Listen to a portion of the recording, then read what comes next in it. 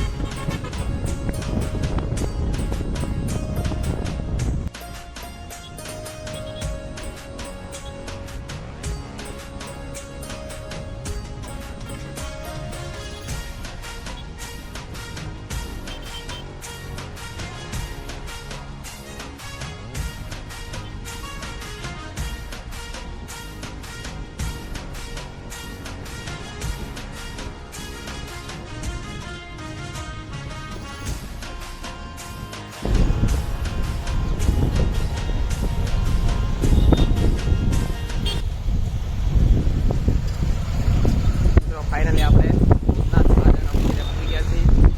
આ છે entry gate.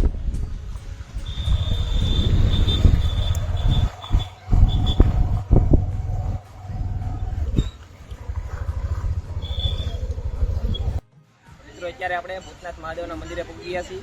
તો ચાલો આપણે દર્શન કરીએ અને થોડું ઘણું ત્યાં બાપુ છે કે પૂજારી હોય તો એની પાસે થોડું ઘણું ઇતિહાસ વિશે પણ થોડું ઘણું જાણીશું. તો ચાલો આપણે મહાદેવના દર્શન કરીએ.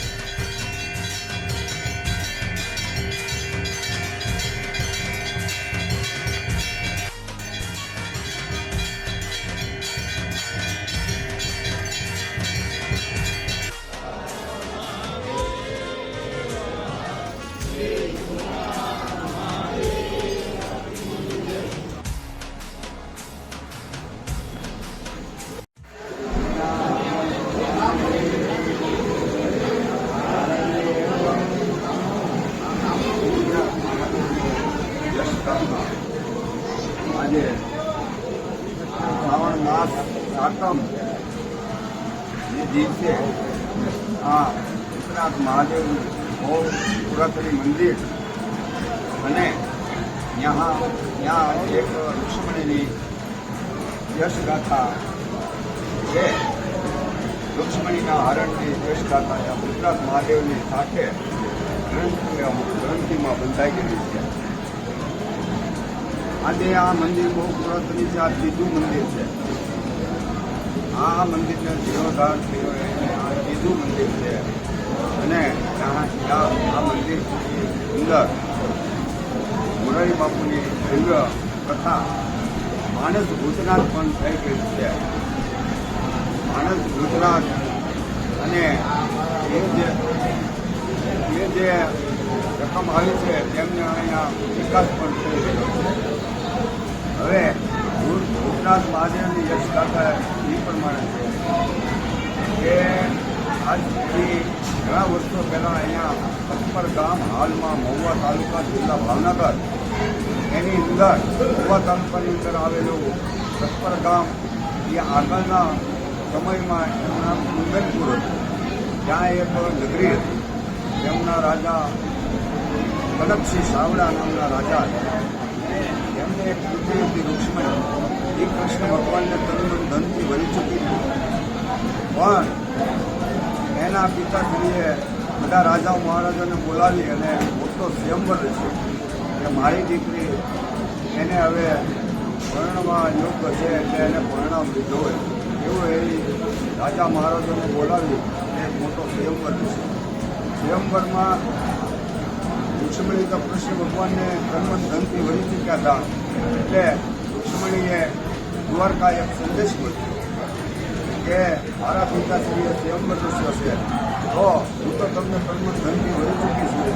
એટલે જેમ બને તેમ મને વહેલાસર લઈ જાઓ.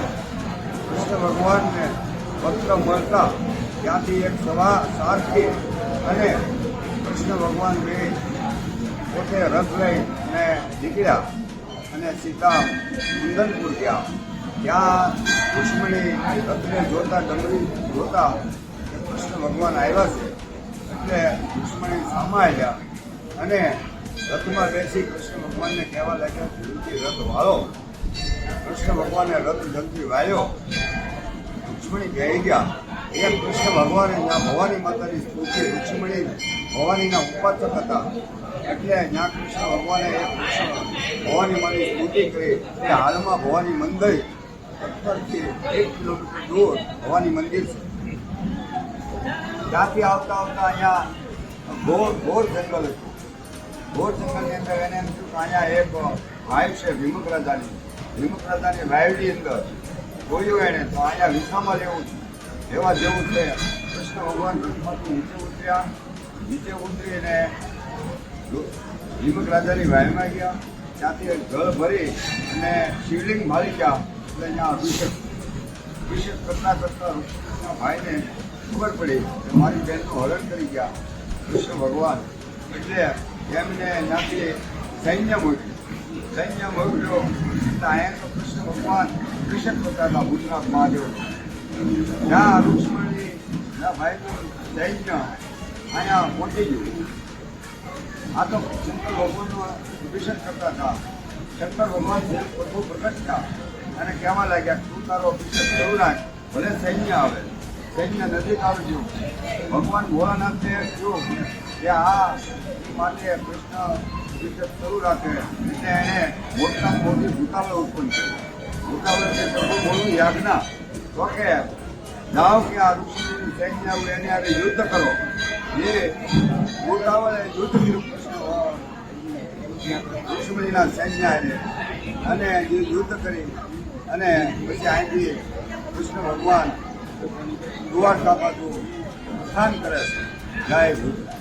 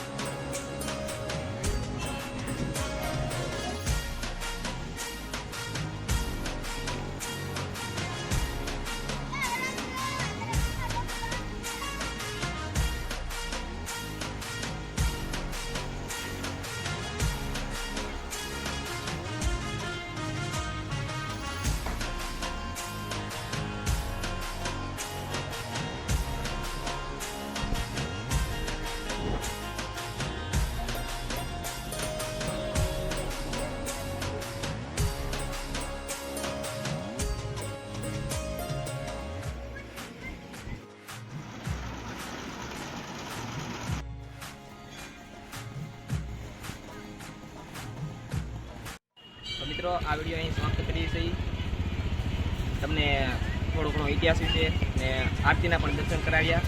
તો જય ભૂતનાથ લખવાનું ભૂલતા નહીં. ફરી મળીશું આવા નવા વિડીયો સાથે. જય ભૂતનાથ. મિત્રો વિડીયો સારો લાગ્યો હોય તો લાઈક, કોમેન્ટ, શેર અને સબસ્ક્રાઈબ કરવાનું ભૂલતા નહીં. ને જો તમે ચેનલમાં પહેલી વખત હોય તો અમારી ચેનલને સબસ્ક્રાઈબ જરૂર કરી લેજો, જેથી તમને આવા નવા વિડીયો, ઇતિહાસને લગતા વિડીયો જોવા મળશે અમારી ચેનલમાં. તો જરૂરથી અમારી ચેનલને સબસ્ક્રાઈબ કરી દેજો.